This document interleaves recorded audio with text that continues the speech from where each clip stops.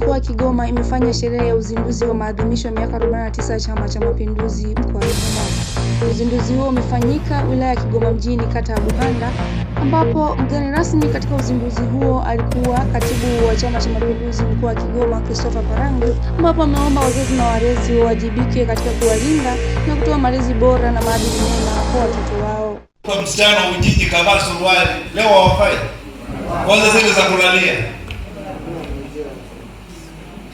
Mama amesema uweze kukuta nywele ziko wazi, kajifunga nywele zake vizuri. Sisi moyo wazazi, tusikwepe majukumu yetu, tusimamie maadili ya watoto wetu. Akiharibika ni wako. Sisi moyo.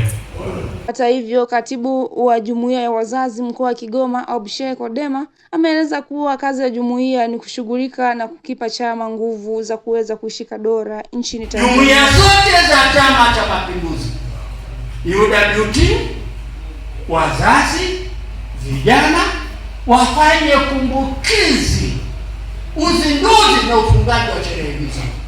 Leo tarehe 28, jumuiya ya wazazi tunafanya uzinduzi wa kuzaliwa kwa Chama cha Mapinduzi kimkoa, ambazo ndizo tunazozifanya kwenye ukumbi huu. Uzinduzi huo umeambatana na upandaji miti katika shule ya msingi Mgeo iliyopo kata ya Buhanda mkoani humo.